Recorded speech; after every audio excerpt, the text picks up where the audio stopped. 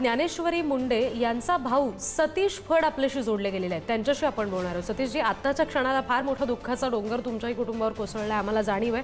पण नेमकं तिथे काय घडतंय हे सगळ्यांना कळणं फार महत्त्वाचं आहे. आत्ताच्या क्षणाला ज्ञानेश्वरी मुंडे यांच्या प्रकृतीविषयी काय नेमके तपशील तुम्ही आम्हाला देऊ शकाल? प्रकृती चिंताजनक आहे. आता आयसीयू मध्ये ऍडमिट करतात. हां, आज थोडं आयसीयू मध्ये घेत जात असल्यामुळे मी स्टुडिओ मधून बाहेर येतो, कारण की मला ते आयसीयू मध्ये घेऊन जायचं आहे तिला. बरं.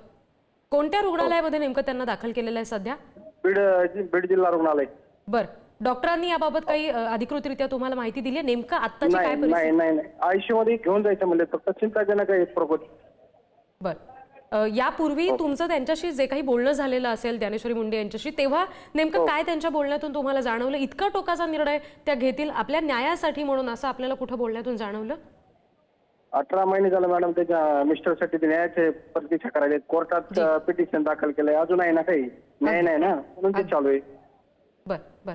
आणखी यापुढे आता नेमकी तुमचं काय म्हणणं असेल, काय मागणी असेल? कारण आताच्या क्षणाला ज्ञानेश्वरी मुंडे यांची प्रकृती ठीक होणं फार महत्त्वाचं आहे, पण न्याय मिळणं सुद्धा तितकंच आवश्यक आहे.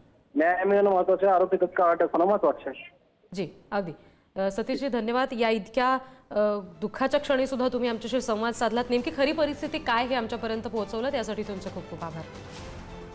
ज्ञानेश्वरी मुंडे यांनी खरं तर आधीच आत्मदहनाचा इशारा दिलेला होता. महादेव मुंडे प्रकरणामध्ये प्रचंड या सगळ्या संदर्भामध्ये कुठेतरी दुःख त्यांनी व्यक्त केलेलं होतं. तपास यंत्रणा जी काही काम करते त्याच्यामध्ये प्रचंड विलंब होतो याबाबत सातत्यानं त्या बोललेल्या होत्या. अगदी माध्यमांशी सुद्धा वारंवार त्यांनी बोलताना हे सांगितलेलं होतं. आणि न्याय मिळत नाही, त्यामुळे सगळ्या कुटुंबासह त्या आज पोलिसांच्या कार्यालयामध्ये आल्या. मात्र इतके महिने उलटून तब्बल 18 महिने उलटलेत. अजूनही जर का या प्रकरणामध्ये आरोपींना अटक होत नसेल तर आत्मदहनाचा इशारा त्यांनी दिला पोलीस अधीक्षक कार्यालयामध्ये. मात्र त्यांनी नंतर विषप्राशन केलं. आता सध्याच्या क्षणाला जी स्क्रीनवर दृश्य आपण बघतोय, त्यांना ज्या वेळेला विषप्राशन केल्यानंतर ॲम्ब्युलन्समध्ये नेण्यात आलं तेव्हाची ही दृश्य आहे. पुन्हा एकदा प्रतिनिधी उदय नागरगोजे यांच्याशी आपण बोलणार आहोत. उदय, मगाशी तुम्ही म्हणालात की त्यांना रुग्णालयामध्ये दाखल केलेलं आहे. आत्ता नेमकं ज्ञानेश्वरी मुंडे कुठल्या रुग्णालयामध्ये दाखल आहेत? डॉक्टरांशी तिथल्या काही आपलं बोलणं होऊ शकलंय का त्यांच्या प्रकृतीविषयीचे तपशील कळण्यासाठी?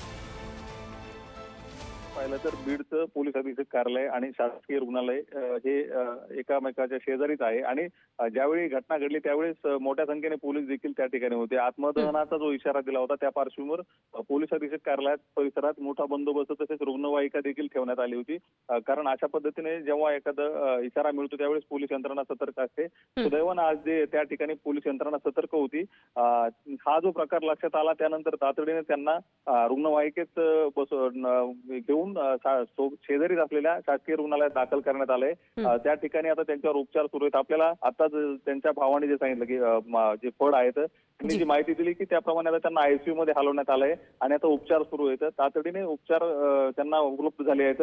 परंतु आता त्यांनी विष किती प्रमाणात प्राशन केले आणि ते काय उपचाराला ते कशा प्रतिसाद देतात यावरच सगळं काही अवलंबून असणार आहे. परंतु डॉक्टर जे आहेत ते आपल्या परीने प्रयत्न करत आहेत. थोड्याच वेळात त्यांच्या प्रकृतीविषयीची जी अपडेट माहिती आहे ती समोर येऊ शकणार आहे. अगदी.